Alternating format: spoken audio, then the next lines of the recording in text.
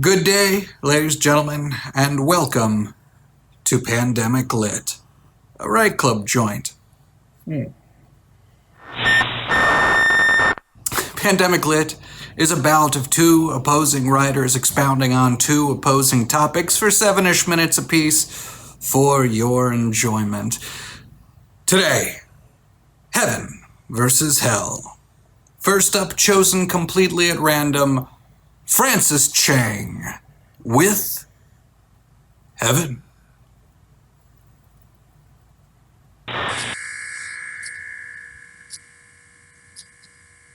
Heaven. What the hell does heaven mean to me? An agnostic. At 45, I've lost both my parents and I've lost way too many friends. And it does make me think a lot about what happens after we pass. What happens to our consciousness? What happens to our soul? Is there a heaven? Do we just cease? But that's too existential to contemplate and define in 7 minutes. What does heaven mean to me? I'm single, I live alone, have a decent job, live a mediocre existence. I have no idea, so I'm just going to ramble. Let's just go with heaven is a feeling. But what kind of feeling? How does heaven feel? Is it like an orgasm?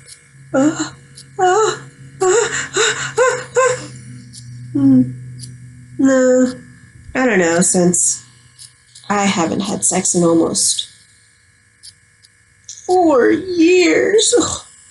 And even then it was just, And orgasms by myself are okay, but definitely better with a partner, so no, that's not my heaven. What makes me feel good? Food? Food! Yes, I love food. My day revolves around when I will eat next. I eat when I'm bored, when I'm sad, and for entertainment, and well, just about any time. I'm not a picky eater, except I don't like seafood and beans and olives and raw onions and coleslaw. But, other than that, I'm good. I'm down for anything. Ketchup, hot dogs, ramen noodles, yeah, bring it on. But you obviously can't consume food endlessly to feel good. It may be filling, but not fulfilling. So no, food is not my heaven. What's left? What is heaven for me? My heaven is the sense of belonging and lots and lots and lots and lots of validation. Growing up the only kid, well, technically there was 2 of us, but only one in this country, I didn't get a lot of acknowledgement from my parents. Just a demand to do better. I'm lucky now that I found a family here in art and theater who would take all my weirdness in stride and actually encourage it. Where else does a girl who used to be involved in indie wrestling and plays with puppets fit in? Well, film, of course. But no, not in front of the camera. I'm more comfortable but behind the scenes. This is Right Club and I write.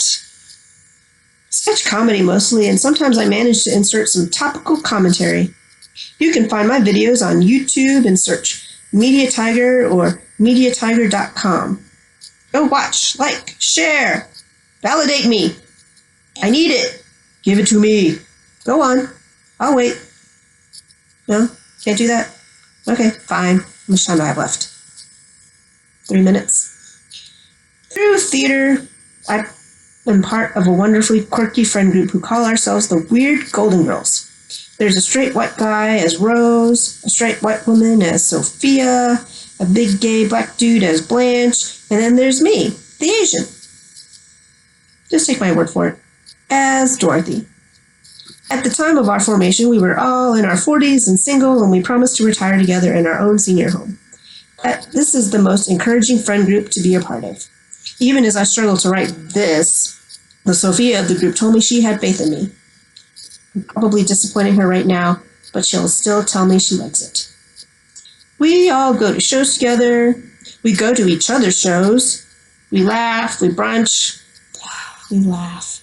And boy, do we brunch. I mentioned I love food, right? So, since we're all in isolation and we can't see each other, the Rose of the group challenged us to do something creative before our next Google Hangout. And in true to Rose form, he promptly forgot the challenge.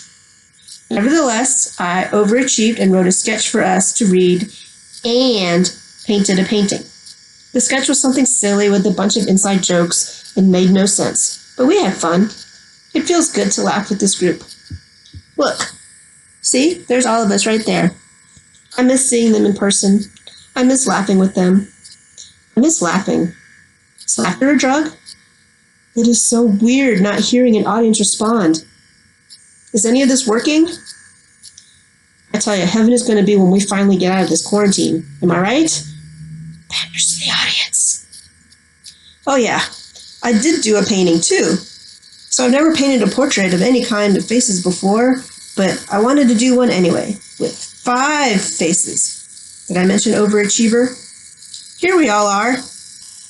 Do you like it? Tell me you like it. I can't hear you. Oh wait, it's video. Well, Instagram liked it, so I'll just go back there for my validation. Follow me at Dr. Melee. That's my wrestling gimmick. Melee, fight, wrestling, melee. Get it? Heh. And it's spelled Drmelei. I don't know what it is with the way I spell things. Muraco. Did we figure out what heaven is yet? I feel like the whole piece has turned into a giant humble brag. Maybe? Yes? Well, how else am I supposed to get validation? Somebody love me, please. But no, really my intention was to highlight friendship.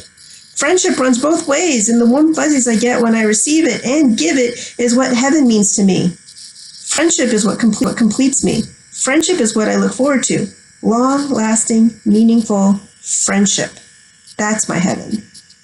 Find you a group of friends to get weird with, and maybe we will all wind up in the shady pines in the sky together. And next up, Right Club regular Suehyla El-Attar. Suehyla, this fine day with Hell. Hi, and welcome to Hell. Yep, that's right. This is Hell. To help you acclimate and to add to your experience of Hell, we have provided this lackadaisically recorded orientation tape with a host who could really give 2 shits if you watch this or not. Oh, that leads us to our first lesson. Hell is just a series of truths you could never and or chose not to handle. Lesson B. Let's discuss, and by discuss, I mean I talk and you do whatever it is you do when people are saying things you don't like. Let's discuss the large misconceptions of what you think you know, because really, what better way to start Hell off but with explanations of everything you've gotten wrong in life and how there's no way to really correct them now. It's just like that. It's like that hangover nausea that lingers over you but never allows for release so you can feel better. Okay, so let's start with your most common errors. Hell, with a capital H, is a place, and the main entity in charge of Hell with a capital H is Satan, aka Lucifer. Incorrect. That is not right, which while we're on the iconic archetypal literary characters, Lucifer does exist, as do all the other angels, demons, and God, all of which some of you somehow caught the notion of, but never were quite able to accept the truth of consistently. Irregardless, and we also know how much that really hurts and annoys some of you, irregardless, Lucifer has nothing to do with Hell. It's too unwieldy to manage. In fact, managing Hell would have been hell for Lucifer. And I mean, who would work a job that they absolutely hate for life? I mean, that would be a living hell. Am I right? Also, God doesn't have anything to do with hell either. All this rigmarole about if you don't believe in God, you'll go to hell, blah, blah, blah, is not a thing. God doesn't care if you believe. It's called free will. It's there for a reason. You do you. Just don't be an asshole about it. Or be an asshole about it, because then you're just carrying out your duty of being hell for someone else. So good for you. Which, to continue on with the lesson, hell is not a place. It is a moment. And as moments have no definitive length of existence, hell can be a moment that lasts for a breath, a beat, a day, or forever.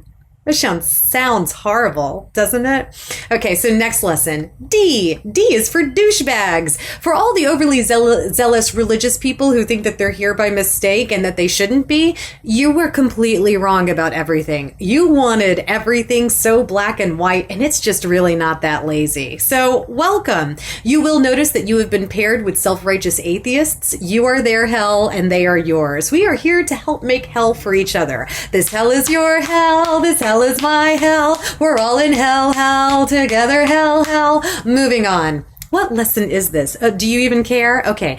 There is not one hell. There is an infinite amount of hells, all custom made for the individual. That sounds amazing, doesn't it? One man's hell could be another man's heaven, so how could we create a blanket torture? No. There's the hell where a person is stuck in the never-ending loop of wanting to be loved, but never thinking they're worthy of love, and therefore always feeling lonely no matter what they do or who they're with, and yet they keep at it. The hell of blindly following another. The hell of an unhealthy relationship. The hell of having to listen to some people talk. There are those in the feedback hell of only being able to see themselves through others. Oh, that one's gotten quite large in the last 20 years. But really, the largest, the hell of regret, covers most of the expanse of the universe. Oh, if you get a chance, visit the hell with the inability to know when to let go ride. It is really quite an experience. Lesson number, no one's paying attention, so this is the most important lesson. Maybe the final lesson. There's never a final lesson. You should be constantly learning. Isn't that horrible? Okay, you are the reason hell exists. Humanity in general. See, here's the thing.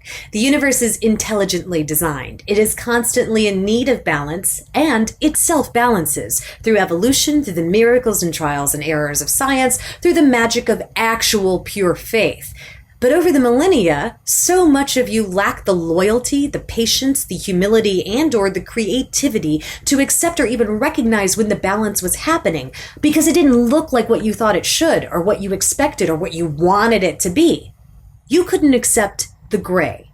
You got tired. You didn't have the stamina to maintain the gray together. Always the black and white with you lot. It has to be this. You have to be this way. You are wrong. I am righteous. And by wanting the simplified, careless, inattentive justice that you wanted, hell was born. Born from your fears, your insecurities, and your brittle, scared egos. And the unevenness of the multiplex hell's existence, the tumultuousness and banality and earthly way about it, it just makes it a living hell for all of us. I mean, we're all here.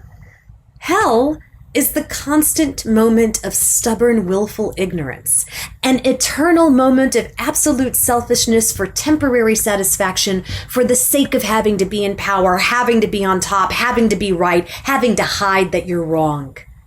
If you could have just cooperated more, integrated, worked together, and compromised at the right time with the right moments, and taken the time to figure that out, had the courage to make mistakes, forgive the mistakes, and try again, well, I think hell would be a lot smaller.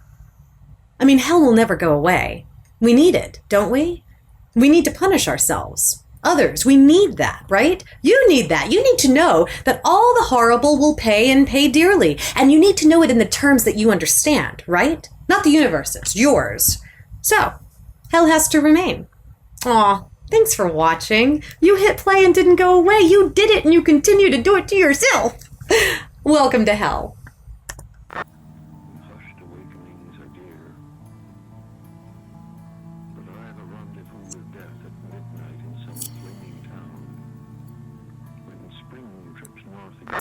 And that's it, folks. Heaven versus hell. Ugh. If you're interested in choosing a winner, and I'm not terribly, you can write to us at writeclubatlanta@gmail.com or find us on Facebook at Tender Bloodsport or Right Club. Or you can just tip our writers. We're going to leave their Venmos, PayPals, Cash Apps right below. Please, throw them a little bit of love. $5 buys them a cocktail at home. $10 a cheap case of American beer or a six-pack of something better. Take care of each other. Be good. and stay home.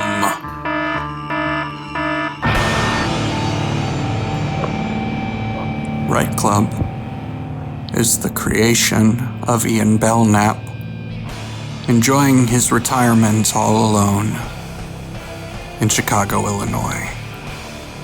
Our producers here in Atlanta are Dani Hurd, Myke Johns, and me, Nick Tecosky.